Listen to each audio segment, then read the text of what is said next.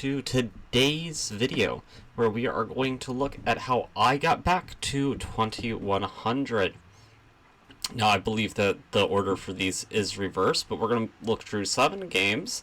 Whenever I originally recorded this, we looked through, I think it was around 10 or 11 games with some draws. That being said, the audio was too poor. I wanted to re-record and hopefully have the audio be a little bit better. So for that reason, I am re-recording this, though I will be featuring less games. Okay, so let me go to the game where we are the lowest rated. I believe it would be this one. Okay, so I was sort of on a losing streak until I started winning some games. I had gotten back to 2090, but then I dropped all the way down to around 2030. And we're going to start here, where I open with this move G3. Now, I don't usually play G3, but I decided to play something a little bit different. I played F4, I ended up fianchettoing, and we basically got something that turned into a bird. I'm going to confess I don't remember this game all that well. Okay, I push here, getting this nice center. I go here, give this check. And here I find this nice move, though it is not so clear-cut, because after this, while I do have an extra queen, they have plenty of compensation. I think that they're slightly better around this point, but I take, and this endgame at this point I think is winning, but it does take some technique. I check. They have no time, and this pawn makes all the difference in the world, as they're going to lose this rook.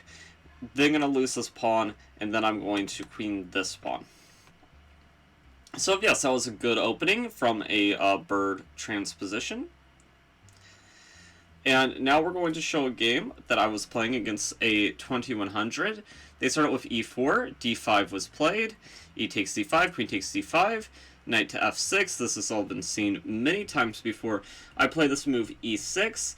E6 is an okay move, probably better to play a move like c6, that way once knight c3, queen a5, bishop d2, I don't have to play c6 in, but e6 is perfectly reasonable.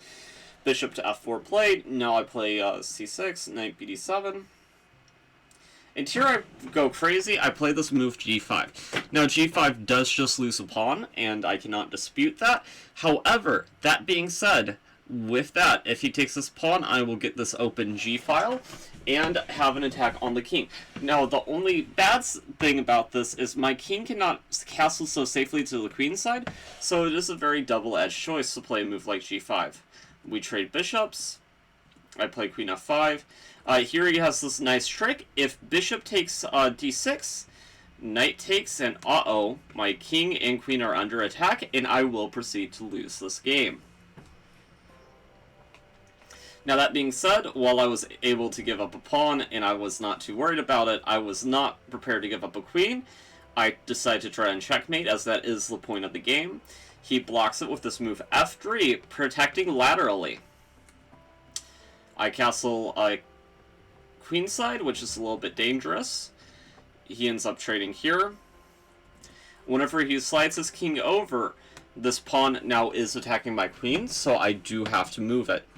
Queen h4 is played, and here I get a little bit too fancy.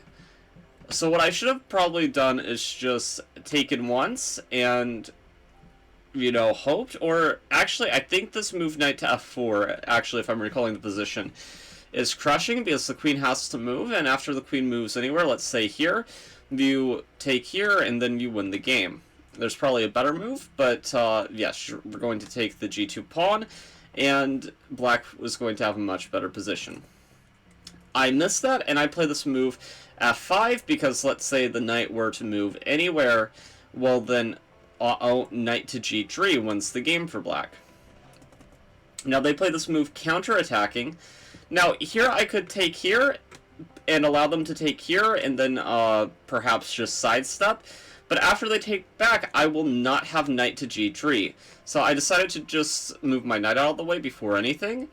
Now, here he forks me, but it's not really a fork, because If he were to take my rook, then again there would have been knight g3 winning the queen. I take here, we trade. He's up a clean pawn from whenever I sacrificed the pawn on g5 earlier, but my knights are getting in. We almost have a knight cube if the knight could get back to f3, and that would be a Rosen trophy. Sadly, no such luck. We trade here, and now I just have to hold this in game. Now here, I thought I might be slightly better, because practically speaking, while white is up a pawn, they have a passed pawn over here, my passed pawn is here, their king is stuck in the corner, it's trapped for the moment, so it's going to take them some time to untangle, and this d pawn gives me excellent chances in a time scramble where my opponent only has 1 minute on the clock. So we trade a set of knights, I start pushing p, he starts checking me, I reroute my knight.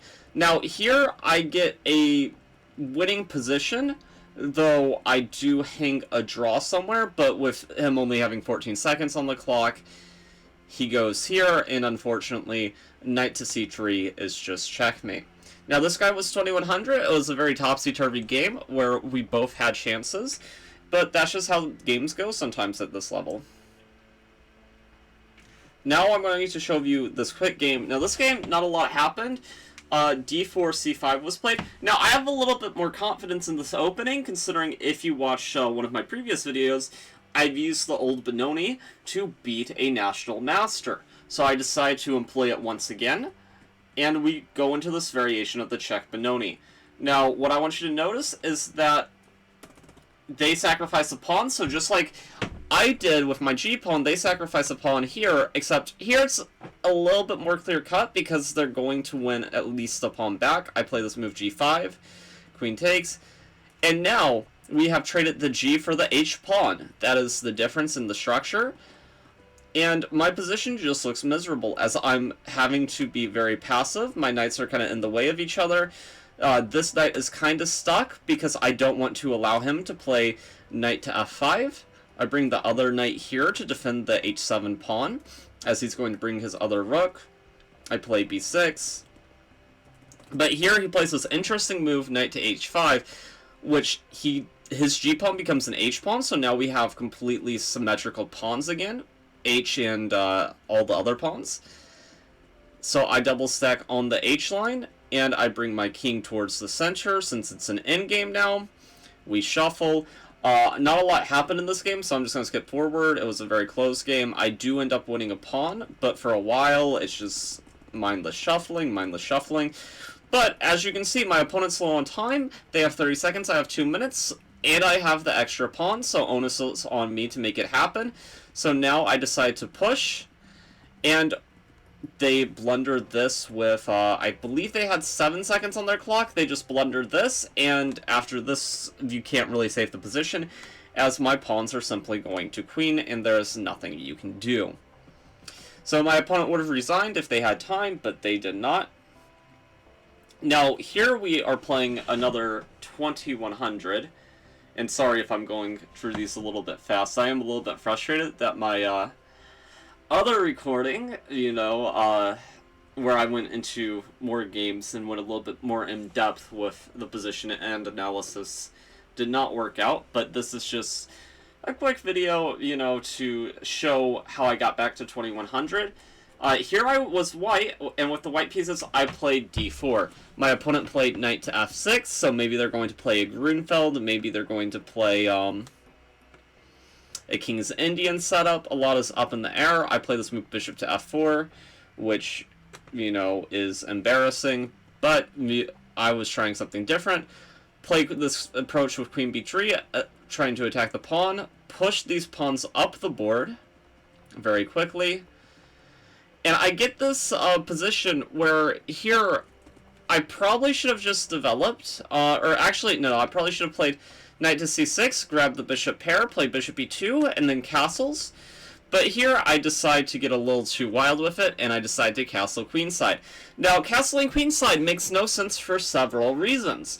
One of the biggest ones is, with me pushing a4, a5, a6 so early in the opening, my queenside is a little bit vulnerable. My pawn shelter is not there. He has a half-open c-file to attack me with.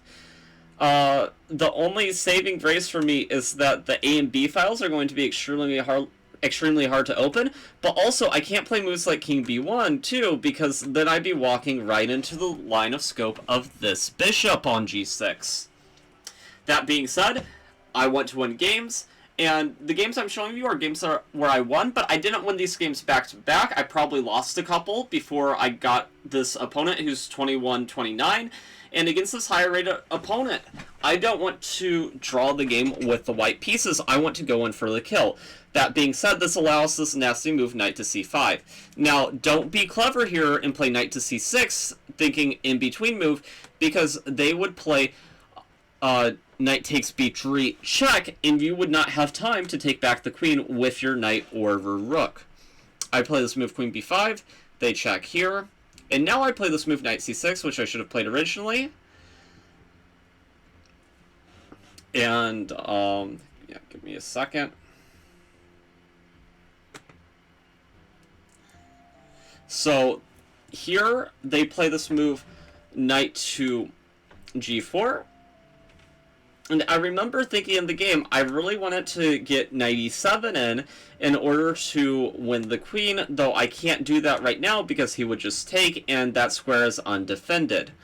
So here I play this move f3, knight moves here, I move my rook up, and here he plays this move knight to f5. Now here I have queen itis, and I play knight to e7. Now I do think knight to e7 is a good move. That being said, he gets a lot of material for the queen, and with this bishop pair and my slightly weak king, it is incredibly unclear who is better here. Because while I do have the extra queen, and it says that I'm +1 materially speaking, am I actually +1? My pawn mobility on the queen side is is kind of messed up because of this a6 move. While it does deep freeze his pawns on the queen side,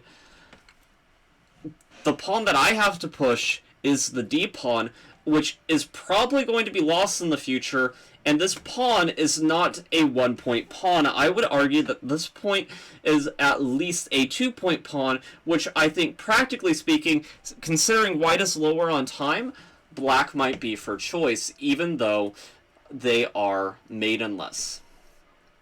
I play this move king to a2, sidestepping any checks. I play g4, utilizing my pawns on the queen's side. I do end up winning this pawn, which was a relief.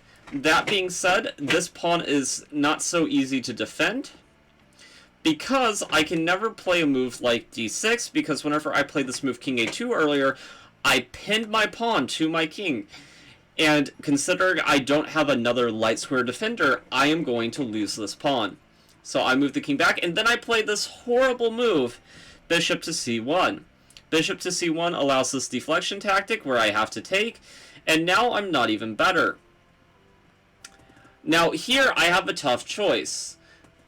Now if my opponent had played, let's say, this here, this, I have to think in my mind, do I want to draw? I mean, I'm down a full minute on the clock. It's not clear what the game plan is. That being said, I still want to win this game, so whenever my opponent doesn't do this and plays this move, I play the only move in this position to give white a practical edge. Now, I did this partly out of desperation, and partly because you have to if you play this position, and I played the Hellmaker, bishop takes h6. Now this exposes the king, and you win all these pawns, and while you do lose a bishop, you get 3 passed pawns for the bishop. So white should be better, practically speaking. I push my pawns, and now that the pawns are so far pushed, it gets to the point here you do not want to take this pawn. While you can take this pawn, it just complicates matters, but if you play the simple move king to a3, there is no more checks. So I go here, he sacrifices his bishop back, and he promptly loses all of his pieces. Now, I only have 20 seconds on the clock, but with 20 seconds, that should be more than enough. I pre-move the checkmate, and I go on to win this game. Now, this game was incredibly close, incredibly back and forth. I took a little bit too much risk against the 2100, but in this specific case, it paid off.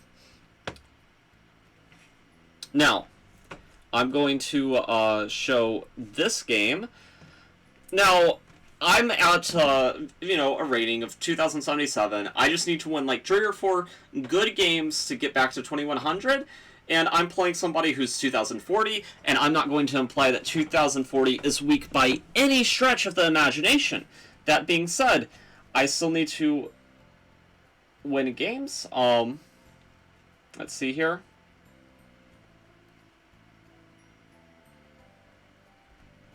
Somebody is messaging in my stream chat that they're like offering promotion. I hit streaming instead of recording, but that's okay. I can just save the VOD and I can get it that way. Anyway, that's an oopsie. I thought I was recording, but I'm streaming. Okay. I mean, I can get the VOD, so it's not a problem, but that is a little bit silly of me. Okay. So in this game, I play e4, e5. Now, here's the thing, e4, e5 can be kind of drawish at the higher levels, because if you play a move like knight f3, knight c6, you have to play the Italian if you don't want to go into la theory land with bishop to b5. So, seeing as my opponent's slightly weaker than me, they're 2040, I'm 2070 at the moment, I have to play something that's a little bit more aggressive, a little bit more provocative, because especially with the white games, I want to make sure that I'm making the most of my chances. So after e4, e5, I play this move, bishop to c4. Now, bishop to c4 is a very flexible move. After a move like knight to f6, there's this nice line, knight to c3, and it looks like they have the center fork trick, because if you go here, they will go here, and black will emerge with a completely playable position where they are slightly better out of the opening, as they have central pawn presence where you have none. They haven't given up the bishop pair, and while white does have a bishop out, it is a bishop on e4 that is liable to be attacked in the future. But instead of knight takes e4, after knight takes e4, there is this move queen to h5, and we get into a very interesting position that in the team chess battle was reached between the team Cristiano Fabiana versus Daniel Hess. Daniel Naroditsky versus me with Robert Hess. But bishop c4, queen h5, g6, queen f3, we get into the wayward queen attack, which is a very combative opening, very provocative too, where both sides will play for a win. Now, my opponent castles onto the king side, which is very natural. I play knight c3, and here I play this move, h3. I just want to avoid any nonsense with bishop to g4, and I want to play bishop g5 in the future, and the dream would be to get knight d5 in the correct version. He plays bishop to e6, bishop g5, and here he's kind of forced to chase away my bishop. Now here it might be slightly more accurate to move the bishop back onto this line, just to make sure that knight to d4 is impossible. I play this, provoking g5, he plays this now. I castle long, h5, and I take this b7 pawn, but here I make a huge mistake. I play this move queen d5, simply forgetting that queen takes d5 is a possibility. Queen takes d5 was spotted, and I'm much worse in this game now. My king is running, we trade, and at this point I had offered a draw, because while I am slightly worse, that is true in this position, after I take the bishop and play rook to d8, this game should be completely dead. Now, my opponent, being a little bit stubborn, they decided that they did not want to draw. I didn't think realistically I could play for much. I think I offered a draw, like, back in this position. But my opponent wanted more. But after I win this a-pawn, this should probably liquidate into a draw. But then my opponent lets my a-pawn run. There was a nice little tactic here, where after this move, you cannot capture this pawn, because after rook takes h6, uh-oh, you lose the rook, and you will lose this game. So my opponent allowed a7 to be played, and after queening, they resigned because we get to the same endgame that we got before. The difference being black still has this h6 pawn, but I will pick off this off the board in very short order. Okay. 2 more games. Maybe I'll show an appetizer game. So here I'm getting to 2085. I'm playing people who are still very good, 2050 plus. So I play e4, they play c5, d4, the Smith-Mora gambit. They play the main line, and I play this. Knight to f3 is played. Now they fianchetto. Now the fianchetto defense is like not particularly great, but it is a playable line. Bishop to c4 was played, and I actually rewarded my opponent massively for playing this line. I planted this bishop firmly on d6, preventing black from being able to lash out with d5 in the future. And here I play this horrible blunder. Now, I think what I originally was looking at was rook c1 and then b4, but I mixed up my move order, and after almost spending no time, I forgot that playing rook c1 first is huge, because in this particular version, the knight on c3 is just hanging. That being said, my opponent plays b5 instead. I notice my error, and I decide the best thing I can do is sacrifice my bishop. He takes, and after bishop a6, make no mistake, white is completely losing. I now play rook c1, takes, queen to g5, just putting pressure on the knight, bishop to c5, queen b5, and now I play the only move to give myself a fighting chance. I play this move b5. Now the idea is quite simple. If black takes b5 with the queen, then after bishop takes e7, queen takes, I take, and I get out, and I am only down a pawn in this position with excellent chances to save the game. Now, my opponent does not take, they just move back, giving me the knight like this. We trade off like this, and they are still up a pawn. But, in this particular version, while black is the only side that can play for a win in this position, white should never lose this, because it's a almost symmetrical 3-on-4. The difference being black has an extra e-pawn, which does give him some chances to win this game. But if we trade off one pair of rooks, as long as the rooks stay on the board and there's no forced swap, that should be a hold. I play this move h4, avoiding any back rank checkmate things. He plays this excellent move, rook to f5, forcing me to play passive defense. I bring my king. He offers a swap. Now, I could swap at any point, and actually swapping is probably for the best for white. That being said, I do not want to swap because, as you can notice, if we look at the clock situation, black has 2 minutes and 44 seconds, while white has 5 minutes and 16 seconds. So while I was playing extremely poorly, I was doing a good job playing poorly quickly. So he moves, I dodge the trade. We could repeat, but black does not want to repeat. I keep on denying the trade. I play this move, rook to d4, just keeping chances alive. And in the low time, my opponent plays this huge blunder. They play this move, rook f to e5, allowing f4. And they simply resigned the game. As they lost their rook, they're 3 minutes down on the clock, and the chances of saving this, even if times were reversed, is very minimal. Hello, that one guy. I see that we're a first-time chatter. Nice to have you here. We're just going through games that got us to 2100. I actually did not realize I was streaming. I was recording for YouTube, but then I realized I hit streaming instead of recording, so... You know, instead of stopping, we just went with it. It's been a little while since I've streamed here. But welcome to chat. Make sure to leave a follow. If you're enjoying the recaps. Okay. I think that we will show the appetizer game. This game was a draw. But it's too exciting to not show. So we will show it. Okay, rapid. Yeah, okay. But yes, we're very happy to have you, that one guy. So in this game, I am playing a 2132 rated opponent. I am 2094, and if I win this game, I get back to 2100, and it's smooth sailing from there.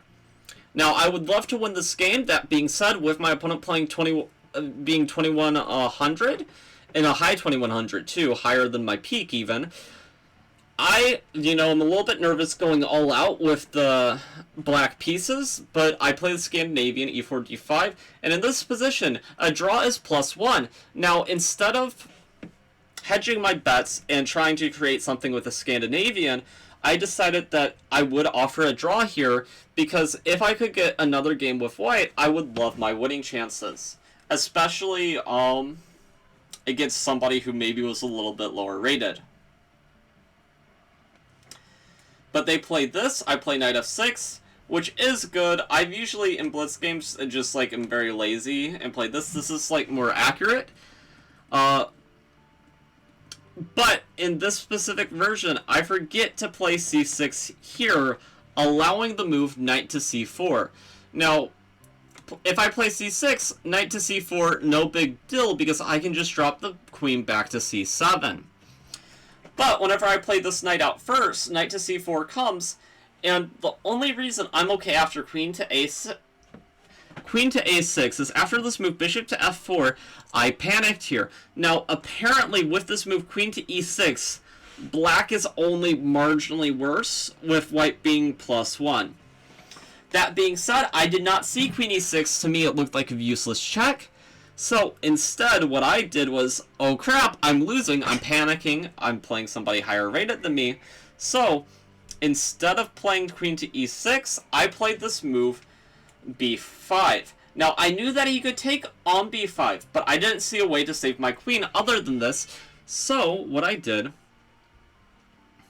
was I played b5, he took here, queen to c8, I sacked the exchange, because I didn't see much better. My opponent's completely winning here. I go here. And then I play this inexcusable move, queen to c6. Now, the reason why I say queen to c6 is inexcusable is because it doesn't give me any practical chances, really. It did in the game, but it's only because my opponent misplayed this. Let's see, what's your recommendation for black openings for lower level players? Against c4, probably the Carol Khan. And, okay, for lower rated players, against d4, maybe... I mean, I think d5 is fine. Playing approaches with d5, c5 is pretty good, that one guy. But, okay, after this move b3, I should have played this move bishop to a3, because if he tries to win my bishop, and he moves his rook, let's say, then I could have maybe got this in. Now, my opponent probably would not fall for this. It's just, like, something that was in the position that I missed that gave me a chance. I move my queen here, and here I do a big oopsie. Now, this was not a misclick. I wish that I could say that I wanted to take the a2 pawn, but that was not the case. I just, for some reason, did not see I could take the pawn. And after this move, my opponent offered me a draw at this point. Now, I'm still worse. No doubt about it. At this point, but my opponent, seeing how I miraculously created a counterplay out of nothing, kind of got a little bit spooked. He offered me a draw. I didn't want to draw anymore because I could tell that my opponent was like a little bit worried about their position. So I decided to play on. I keep on moving, and at this point, the position is basically equal. Now, we could do this with an eval bar, but I think it's more exciting keeping it human. Just my personal preference, though. If people in the chat want the eval bar on, or future YouTube commenters, tell me what you guys prefer, but I lose control of this game, and I start regretting not taking the draw after it was offered. But bobbing and weaving, I just use my knight as a human shield, and I draw by timing out my opponent. Now, it is a little bit unfortunate that I missed queen takes a2, which was completely winning, and for those who don't understand why it was completely winning, if we go back to this position. If I had played queen takes a2 instead, I am threatening mate in 1. This knight cannot move. So the best move that they have is probably this. And they cannot take with the knight because then they would hang checkmate here. So they have to take back with the rook. And after this, I can take here. And they have to take back to stop the mate. I go here. And I am up a clean queen. That being said, this was missed during the game, unfortunately. So it was a draw. We both had winning positions, and we both failed to capitalize on them. So, this final game, I play somebody who's 2030. Now, on the bright side, I get +7, and I am guaranteed 2100 if I win this game. However, that being said, if I lose, since they're 2030 and I'm 2090 at this point, I will lose more rating than normal.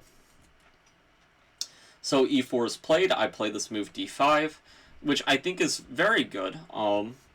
That being said, at the lower level, I'm a little bit worried about recommending it, just because you do generally get rook queen out early, which can be a little bit dangerous for people at a lower level. But e4, d5, after the disaster of the last game, while knight to f6 is the correct move, I got a little bit spooked, and I decided to play c6 to make sure no knight c4s were in my future.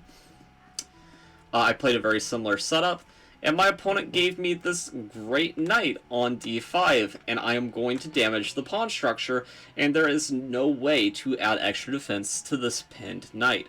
So I take here, check, push the pawn.